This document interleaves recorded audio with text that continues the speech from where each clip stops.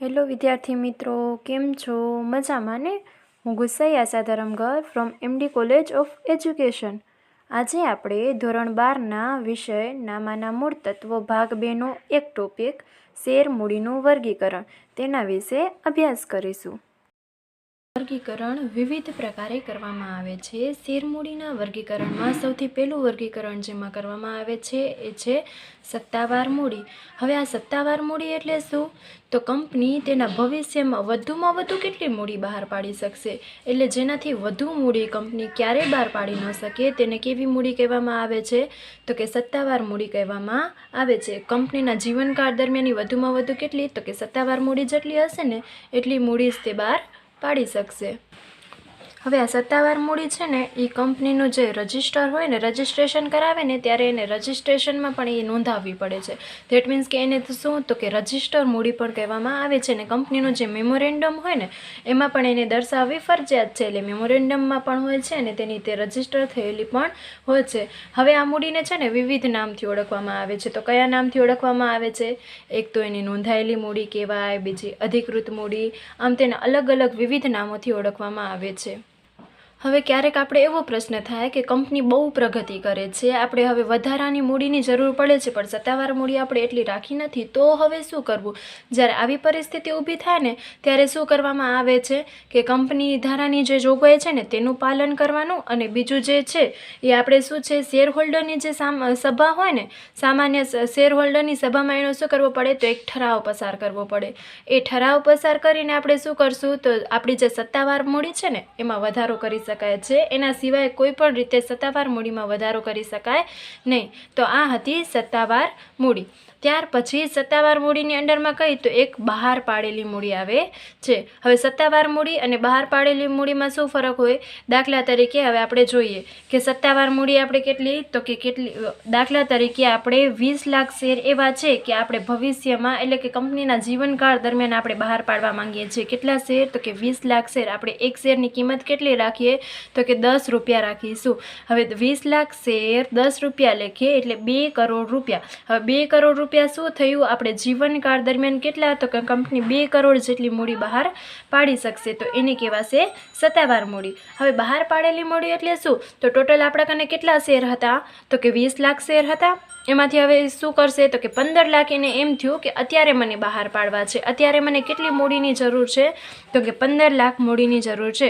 જ્યારે company 15 lakh share હવે બહાર પાડેલી આપણે જે કિંમત નક્કી કરશું ને એટલા રૂપિયા જ આપણે બહાર પાડવી ખપે. એટલે 15 લાખ શેર બહાર પાડીએ 10 રૂપિયા લખીએ એટલે આપણી બહાર પાડેલી મૂડી કેટલી થાય? તો કે 1,50,000 રૂપિયા. એટલે સત્તાવાર મૂડીમાંથી આપણે બહાર પાડેલી મૂડી નક્કી કરી શકાય. હવે બહાર પાડેલી મૂડીમાં શું હશે કે એ વધુમાં વધુ કેટલી હોય? તો કે સત્તાવાર મૂડી જેટલી હોય ને એટલી ને એટલી શેર મૂડી આપણે બહાર પાડી શકીએ. એનાથી વધુ તો બહાર પાડી જ ન શકીએ. એટલે સત્તાવાર મૂડી જેટલી અથવા તો સત્તાવાર મૂડીથી ઓછી એ કઈ હોય? બહાર પાડેલી મૂડી હોઈ શકે છે. હવે આપણે શેર મૂડી બહાર પાડીએ પણ એવું કંઈ જરૂરી નથી ને કે શેર બધા વેચાઈ જ જશે, કે બધા જે શેર ધારકો છે મતલબ કે પબ્લિકમાંથી બધા શેર ખરીદી જ લેશે. તો એવું હોતું નથી. તો હવે આપણે શું જોઈએ કે ટોટલ આપણે કેટલા શેર બહાર પાડ્યા હતા? તો કે 15 લાખ શેર બહાર પાડ્યા હતા. પણ એવું બની શકે કે 15 લાખ શેર માટે પણ અરજી આવે કે બધા વેચાઈ જાય આપણા. એવું એ બને. એવું પણ બને કે 15 લાખથી ઓછી અરજી આવે, અને એવું પણ બને કે 15 લાખથી વધુ અરજી પણ આવે. પણ જો વધુ અરજી આવે તો આપણે શું કરશું? વધુમાં વધુ કેટલા શેર? તો કે 15 લાખ શેર છે ને એટલા જ આપણે મંજૂર કરી શકશું. એનાથી વધુ તો આપણે મંજૂર કરી જ ન શકીએ, કારણ કે આપણી બહાર પાડેલી મૂડી કેટલી છે? 15 લાખ રૂપિયા. હવે એનાથી ઓછી આવે, જ્યારે 15 લાખ શેરની આપણે શેર બહાર પાડ્યા હોય પણ ભરપાઈ થયેલી શેર મૂડી કેટલી? 14 લાખ શેર માટે અરજી આવે તો 14 લાખ શેર 10 રૂપિયા એટલે 1,40,00,000 રૂપિયા આપણી શું કહેવાય? ભરપાઈ થયેલી મૂડી. એટલે સત્તાવાર મૂડીમાંથી અમુક મૂડી આપણે શું કરીએ છીએ? અમુક શેર આપણે બહાર પાડ્યા. હવે જેટલા બહાર પાડ્યા એટલા પૂરેપૂરા ભરાઈ જાય તો એ ભરપાઈ મૂડી, પણ એનાથી ઓછા ભરાય તો ભરપાઈ મૂડી કેટલી થશે? તો જેટલા શેર માટેની આપણે અરજી આવી હોય ને એને શું કહેવાશે? ભરપાઈ થયેલી મૂડી. હવે ભરપાઈ થયેલી મૂડીમાં શું આવશે? તો કે મંગાવેલી મૂડી. હવે દાખલા તરીકે આપણે 15 લાખ શેરની શું કરી હતી? આપણે 15 લાખ શેર બહાર પાડ્યા અને 14 લાખ શેર માટે આપણે શું આવી તો કે અરજી આવી. હવે જેટલા શેર માટેની અરજી આવી હતી ને હવે આપણા કને જેટલી આપણા કને ભરપાઈ થયેલી મૂડી છે ને એમાંથી શું કરશું કે 14 લાખ શેર ઉપર હવે ટોટલ આપણા 10 રૂપિયા છે. હવે એમાંથી મને એમ થયું કે 4 રૂપિયા મંગાવવા છે તો 14 લાખ શેર 4 રૂપિયા લેખે કેટલા થાય તો કે 56 લાખ રૂપિયા. તો હવે આ 56 લાખ રૂપિયા આપણી શું કહેવાય તો કે મંગાવેલી મૂડી કહેવાય. મંગાવેલી મૂડી કેમાંથી હશે તો જે આપણે ભરપાઈ થયેલી મૂડી હશે ને હવે એનામાંથી જ આપણે મંગાવશું. હવે એનાથી તદ્દન વિરુદ્ધ નહીં મંગાવેલી મૂડી દાખલા તો હવે એ શું થશે ટોટલ રૂપિયા આપણા કેટલા હતા 10 રૂપિયા હતા એમાંથી કેટલા તો કે 4 મંગાવ્યા તો કેટલા નથી મંગાવ્યા તો 6 નથી મંગાવ્યા એટલે 14 લાખ શેર 6 રૂપિયા એટલે કે 84 લાખ એ શું થયું આપણું નહીં મંગાવેલી મૂડી થાય. એટલે ભરપાઈ થયેલીમાંથી મંગાવેલી મૂડી પણ થાય અને નહીં મંગાવેલી મૂડી થાય. હવે જ્યારે આપણે મૂડી મંગાવીએ છીએ પણ એવું જરૂરી નથી ને કે જેટલા શેર ધારકો છે એટલે બધા આપણે જે મંગાવીએ છીએ મૂડી એ બધાની ભરપાઈ કરી દેશે. કોઈની પરિસ્થિતિ મુજબ કોઈની સંજોગ મુજબ અમુક શેર ધારકો શું છે તો એ શેરના જે આપણે હપ્તો મંગાવીએ છીએ મંજૂરીની રકમ મંગાવીએ છીએ એ ભરપાઈ નથી કરતા.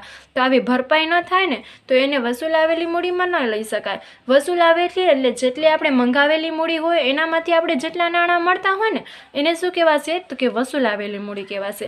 દાખલા તરીકે 14 લાખ શેરો આપણે 4 રૂપિયા મંગાવીએ છીએ પણ એવું થાય છે કે 2000 શેર ધારકો એવા છે કે અમુક સંજોગોને કારણે એ હપ્તો ભરી શકતા નથી. તો શું કરશું આપણે 14 લાખમાંથી 2000 બાદ કરશું એટલે આપણા કને ટોટલ સંખ્યા રહેશે 13,98,000 શેર.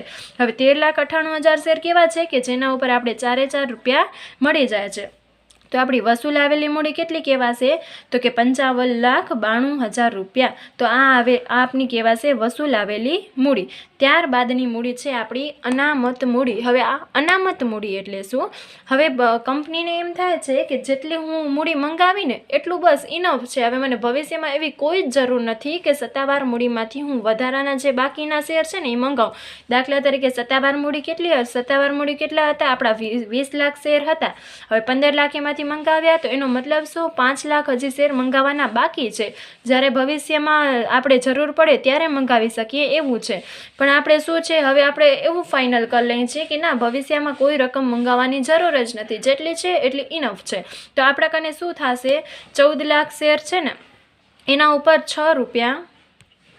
હવે આપણે શું કરશું 14 લાખ ઉપર આપણે કેટલા રૂપિયા તો કે 4 રૂપિયા મંગાવ્યા છે પણ 6 રૂપિયા મંગાવ્યા નથી. તો આપણે એમ પણ થાય કે ભવિષ્યમાં આ રૂપિયાની આપણે કોઈ જરૂર પડશે પણ નહીં. તો આપણે શું કરશું 14 લાખ શેર ઉપર 6 રૂપિયા શું કરશું તો કે અનામત રાખશું. પણ આના માટે શું કરવું પડે તો આપણે શેર હોલ્ડરની સભા હોય ને આ અંગે શું કરવું પડે એક ઠરાવ પસાર કરવો પડે ને આ ઠરાવ આપણે રદ કરી શકીએ નહીં. પણ આ રકમ આપણે ક્યારે મંગાવી શકશું તો જ્યારે કંપની નાદારી નોંધાવે અથવા તો ફરજામાં જશે ને ત્યારે જ આપણે આ જે મૂડી છે ને એ મંગાવી શકશું. એના સિવાય આ મૂડી મંગાવી શકશું નહીં. તો આ હતું આપણું શેર મૂડીનું વર્ગીકરણ જેમાં સમાવેશ થાય છે સત્તાવાર મૂડી. સત્તાવાર મૂડીમાંથી આપણે શું કરશું અમુક મૂડી છે એ આપણે બહાર પાડીએ છીએ.